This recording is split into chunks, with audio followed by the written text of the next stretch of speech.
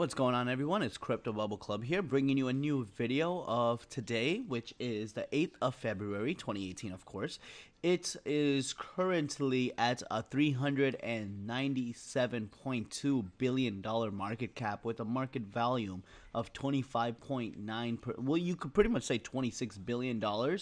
BTC dominance of 35.7. It's interesting to see that we had a market volume of 26 billion with Binance being down, and we know that Binance has a pretty good amount of traffic. By the way, update on that, Binance won't be back up for another, 12 to 20 hours? It's not exactly the most positive of notes. But as you can see over here, Bitcoin has been rising. It's on $8,400 now, and it's something that's shocking. Bitcoin Cash spiked up to $1,300 after dipping at 800. We have a 28% increase. So if you had your money in Bitcoin Cash, you made a good amount of it. Primarily, I guess it's, after the dip, people are kind of just debating between which one is the more legitimate one. Is it Bitcoin or Bitcoin Cash? And that debate is still very much alive and very much going through.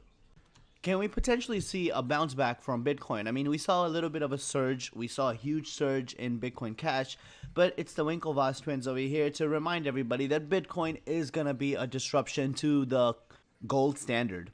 In fact, Cameron Winklevoss, the CEO of Gemini Exchange, now predicts Bitcoin will grow up to 40 times in value and become more valuable than gold. Also, another thing that's playing factor, I believe that Coinbase is finally integrating SegWit by February. That's also bringing some light to the community because people are starting to understand SegWit is going to be a game changer, along with when we can get the Lightning Network out, it's going to be a game changer. And we have this post from Armin van Bitcoin. It says, "This is truly amazing. We now have 538 Lightning nodes with 1,326 channels running on mainnet. Total capacity has now reached 5.46 BTC. And with SegWit coming to Coinbase, we may just see the first Lightning TXS go mainstream."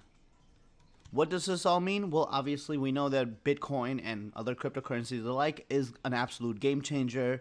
And one of the issues that we're definitely facing right now is scalability. So with something like SegWit, something like Lightning Networks, it's gonna pretty much solve that issue. And once we can tackle that issue, it's going to give us the opportunity to see what else we can do with crypto technology and how much faster we can make all of these transactions. And if we can completely eliminate or even just absolutely decrease the amount of fees that we have to pay per transaction, that makes the usability of it a lot more likely and a lot more feasible. And in this article over here, we talk about the bull case is strengthening, possibility if Bitcoin is going to stay above 8,000 or not. So right now, we're looking at a 4-hour chart, which pretty much indicates that BTC looks to set its test during the highs of the 8650 mark, and it could be making its way towards the $9,000 mark. Obviously, there is some pushback, and there is a decrease in volume, but that is honestly just because I think personally that Binance is down, and that's taking a toll on the total volume play, the 24-hour scenario for all the coins that are on Binance. Absolutely.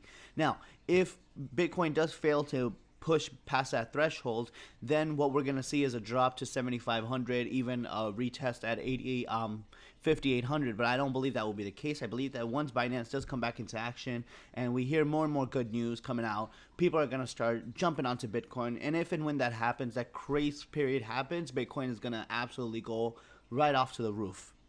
And the beautiful thing is, when you see Bitcoin going off the roof, you're going to see all these other coins go off the roof too.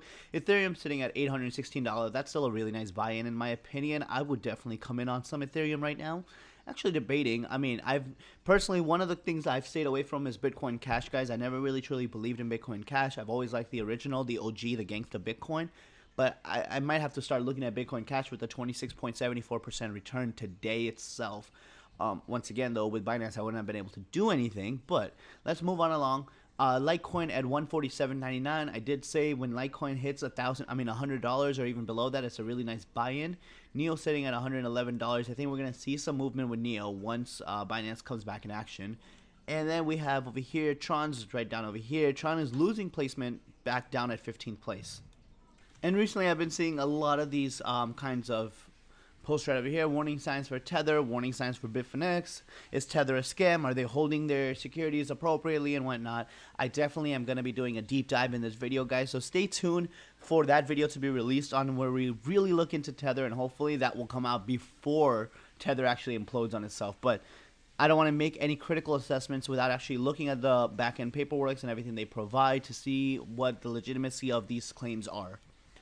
In the channel, we're big believers of recurring revenue, pretty much dividend payouts, and anything that we can do that won't require so much upkeep time or anything of that nature. We can make money overall over time.